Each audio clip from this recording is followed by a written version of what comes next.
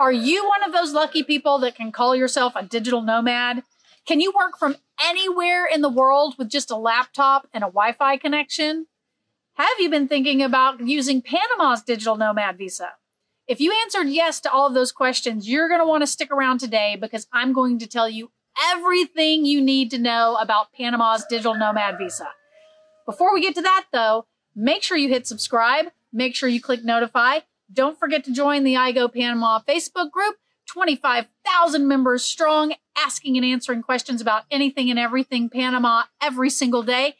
And our website, igopanama.com, where you can find articles for expats, articles for tourists, and a business directory of businesses you can trust. All right, after the break, we're going to talk digital nomad visas.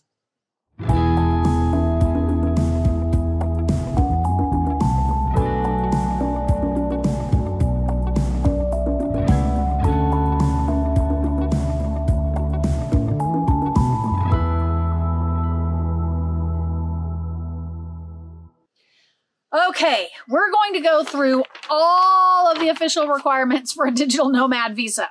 And then you can decide for yourself if it's going to work for you or not. Now, just so you know, I have an article on the igopanama.com website all about the digital nomad visa. So if you prefer to see all the information in writing, or if you want to refer back to it, just click that link below and it'll take you right to the article and a little bit more than even what I'm going to talk about today. Okay, so first thing, what is a digital nomad visa? Well, a digital nomad visa especially started coming into effect around COVID, when countries were really trying to start attracting digital nomads into their countries to kind of boost their economies. What it does is it gives you a longer stay than if you came in as a tourist, but you don't have a pathway to residency with a digital nomad visa. So that's something to keep in mind. This is in no way, shape, or form a pathway to Panamanian residency. This is basically just an extended tourist visa because you're being allowed to work in Panama. And we're going to define what work in Panama means in just a second. Okay, so Panama came up with their digital nomad visa in May of 2021. See that kind of COVID connection. And they set all the requirements out, and we're going to talk about those. And then we're going to kind of do the pros and cons to see if it's going to work for your specific situation. Okay, so the first thing is, well, how long do I get if I come in as just a tourist? Okay, U.S. and Canadian citizens, 6 months, 180 days, but it's easier to say the months. So 6 months. Pretty much every other South American, Central American, European, Caribbean country is going to get a 90-day visa. Okay, some exceptions. Click the article below. And then everyone else has to actually apply for a visa at the embassy. So if you're a U.S. or Canadian citizen, European, or any of that, when you come in, they're going to stamp your passport and you just get an automatic tourist visa. You don't have to apply in advance or anything like that. Okay, so how does that compare to the digital nomad visa? Well, let's take U.S. and Canadian citizens as an example. They get a 6-month tourist visa, okay? If they get a digital nomad visa, they get a 9-month visa that can be renewed for another 9 months. So they get an 18-month visa in total, with some caveats that we're going to talk about. Okay, so how do you qualify for this visa? All right, the simplest, it's really simple. There's 2 ways to qualify. Qualification number 1, you have to work for a foreign company that does not do business in Panama. So if your company sells widgets in Panama, you can't come and work at the Panamanian branch. You have to have a special work visa for that. You have to be working for a company that has nothing to do with Panama. So if you're working, you know, as a, I'm really bad about technology stuff, but I do own an online school. So I'll use that as an example. I own an online school. That school is based in the United States. I can work anywhere in the world as long as I have a laptop and an internet connection.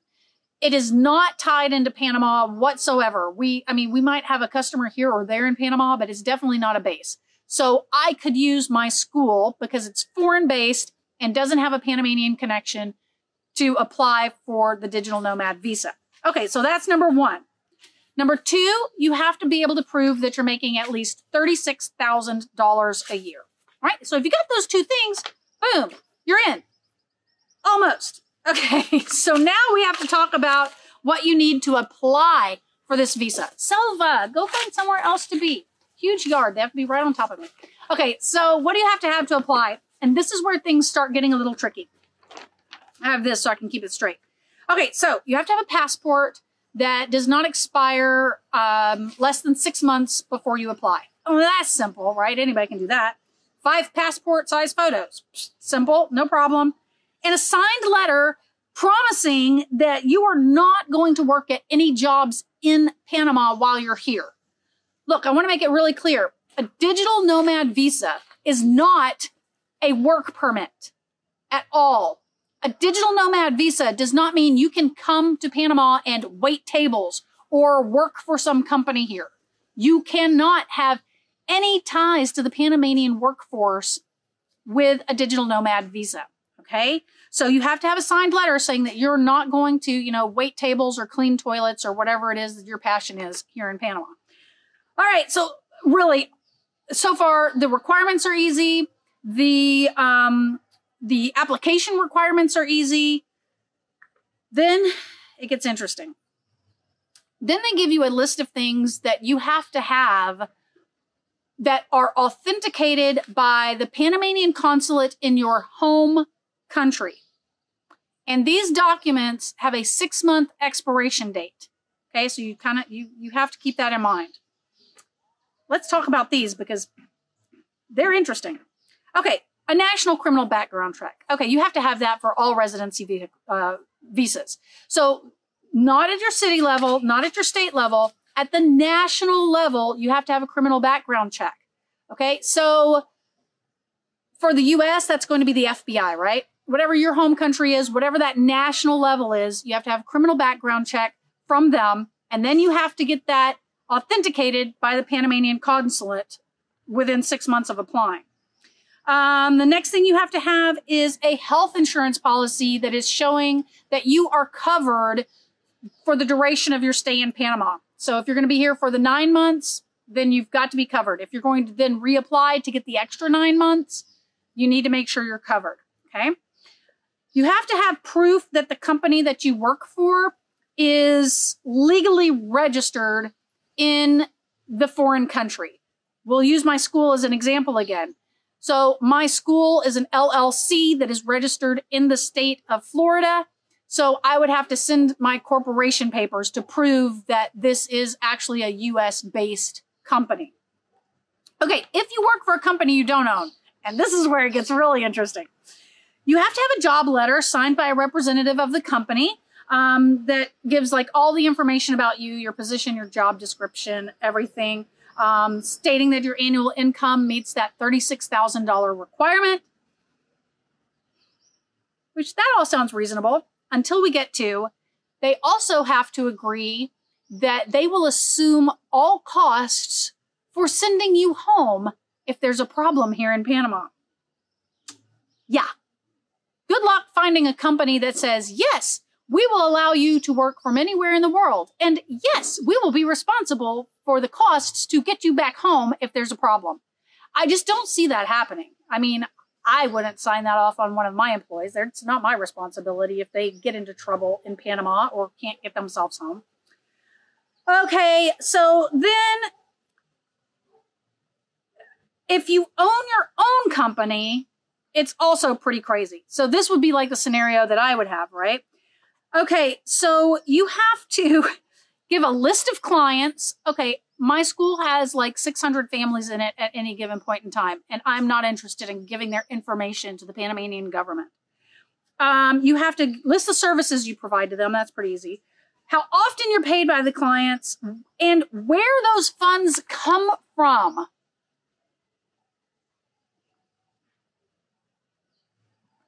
I'm going to go ask 600 people where the money that they are paying me with comes from. Yeah, I don't think so. Okay. if you're still with me, wow, you are desperate for a digital nomad visa. Let's continue. Okay, so then you need a bank letter stating that your income is coming from a foreign business. Okay, so, I mean, so far we've had our national background check. You have to have proof that the company is registered in the foreign country. You have to have either the letter from the company you work for with all that ridiculous information and them agreeing to pay to bring you home, or you have to give them basically all of your business records and invade your client's privacy if you own your own company. Now you've got to go to your bank and they've got to give you a letter saying that, yes, the income coming in is coming from the foreign company. And then you have to have 2 months of bank statements that are stamped by the bank and prove that it's coming from a foreign business, which if you've tried to work with U.S. banks before on doing anything international and giving you any kind of required paperwork, you know what a hassle that is. All right, so you're still with me. You still say, yes, Mary, the digital nomad visa is for me. Okay, so what is the cost? All right. Any immigration in Panama requires an attorney. No, you don't just roll off of the plane at the airport, jump in an Uber, head over to immigration, and file your little digital nomad visa. An attorney has to do that for you. Between legal fees and government fees, you're looking at somewhere between $1,500 to $2,000 to apply for the digital nomad visa. If you want to extend it another 9 months, guess what? You have to go through the whole application process again, pay the attorney, pay the government fees again. So it's not like you're really extending the first visa. You're reapplying twice, and you can only reapply twice. Like after that, and you want to stay, you can't. You have to go. You can only have the digital nomad visa 2 times, 9 months each. Yeah. Okay, so let's talk about the pros of the digital nomad visa. Well, if you're a U.S. or Canadian citizen, you get 6 months here on a absolutely free, zero paperwork, zero bureaucracy stamped tourist visa. But if you get the digital nomad visa, you can stay here 9 months. So you get an extra 3 whole months. If you're from one of the 90-day countries, you get a whole extra 6 months. Okay, I'm out of pros. Now let's look at cons. Okay, you're going to have to add up all of that hassle, paperwork, time, effort, and absolutely money. Divide it by that extra amount of time you get over a regular tourist visa and see if it's worth it to you. I'm guessing probably not. And here's why. Let's say I come in as a U.S. citizen. I get 6 month hassle-free, automatic ability to stay in the country. Okay? After 6 months, I can take a very cheap flight to Colombia or Costa Rica or Peru or Cuba or anywhere interesting for a couple of weeks, take a little vacation, come back and reset that 6 months. I can do that 3 times. So basically take 2 vacations in 18 months from Panama and not have to deal with any of that digital nomad visa headache, nightmare, paperwork, and expense. Let's see. So you get to stay here for the 18 months. You get 2 really cool vacations, and you still come out ahead. Do the math, okay? If you are here on the 3 month, obviously you're going to have to go out a few more times, but still worth it. I mean, because really, what happens if you apply for the digital nomad visa and decide after 2 months that you don't want to be here anymore? All that time, all that hassle, all that paperwork, down the drain. If you're here on the tourist visa, go home. Who cares? This is nothing out of your pocket. Okay. Next con is if you have a spouse or a kid, they'll be staying home because they cannot come in under your digital nomad visa as a dependent like you can with residency visas. They will have to qualify for their own visa. So be it tourist or their own digital nomad visa if your spouse works like that. So then you would have to do it for 2 people. Okay. And then the really fun one that gets all tourists and it gets the digital nomads too. If you're a US or Canadian citizen and you get to be here for 6 months, guess how long you can drive? One would think 6 months because you're allowed to stay here 6 months. No, the driving rule is 90 days. The driving rule is the same for the digital nomad visa.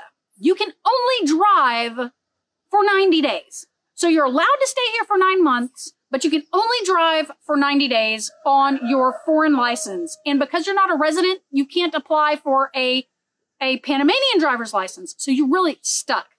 This isn't a big problem if you're in Panama City and you're Ubering everywhere, or if you're just one of those people that, you know, takes the bus everywhere or a taxi. But if you plan to have a car here, you better think about that. It's a serious thing. Okay, so what is my opinion on the digital nomad visa? I'm guessing that you've probably already figured out that I think it is a big fat zero. I think it was poorly planned, poorly executed, and anyone who applies for this is just got to be out of their minds, really, because there are so many legal workarounds that are so much cheaper, so much easier. Why you would go through all of this, I don't know. But that said, if you decide to do it, I would love to hear from you. Please, you know, click my website below and contact me and let me know how it went. I have a feeling that I'm not going to be getting a lot of email notifications about that. All right. If you have any questions about the digital nomad visa or about anything else Panama, please head over to the I Go Panama Facebook group and ask me. If you want to read the article that has all the information about the digital nomad visa, go ahead and click that below. And I will see you next Saturday. Have a great one.